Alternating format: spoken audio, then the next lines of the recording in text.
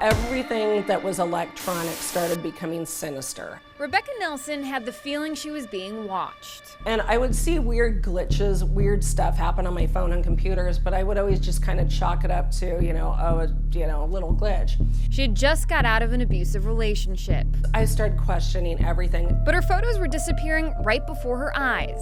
She was missing calls, and she even thought she noticed her phone recording her. I'd wake up in the middle of the night and my phone is next to me on the bed, where I left it, but it's on, it's glowing, and the camera is recording. She started wondering, was she really alone?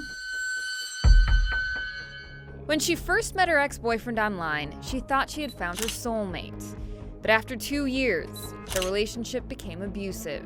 It got to be the point where he would just come, he'd come at me, I'd either knock my head into the tile after or knock it against the wall. She left and moved in with her mom. But days later, she learned they were being watched with their own home security cameras. And they set up a rule that every time the motion detector sensed movement, the camera would take a 15-second video recording and email it out to somebody. 43 recordings were emailed out, and Rebecca was sure they were going to her ex. Creepy.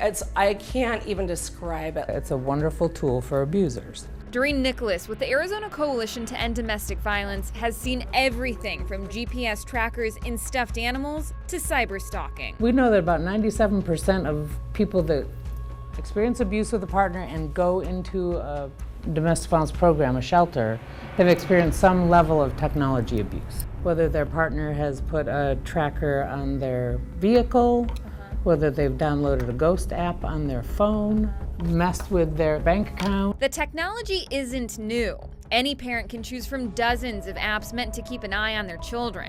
The apps can do anything from monitor text messages to track them with GPS. But Doreen now sees that same technology used by abusive partners in her shelters on a regular basis. While still rare, a recent study of abuse victims showed at least 6% report being stalked through an app meant to monitor children.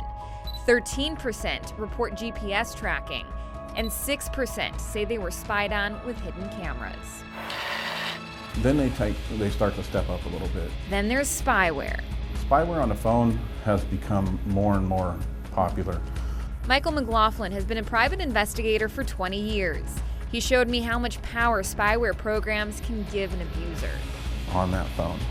So you can see all the device information, the product that's actually installed on there. It's unprecedented where it takes it. If they install that particular software that I talked about, they have access to your photos, your text messages, your location. And the one that kind of really scares me is they can actually turn your phone into a listening device. I was in such a terrorized state. Rebecca went to the police, but... And they'd be like, oh, you need to take that to the computer people. We're not computer people. I'm gonna have to take matters into my own hands. And so I realized I need to hire a private investigator.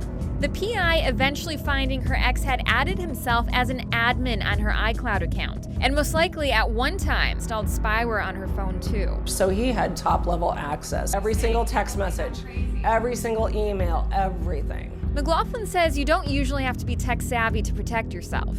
It seems so basic, but we start by changing all the passwords, strengthening everything. Here's the big takeaway. If your phone is glitchy, that's a red flag. Mike says your best bet is to go to a store and do a factory reset. But that will knock off any spyware that is on your phone. As for Rebecca, her ex died in 2018 by an accidental overdose. She says even though he's gone, she's still haunted. Well, yeah, it's very much just that haunting creepiness. Every time I go to a computer, every time I pick up my phone, those feelings are still there.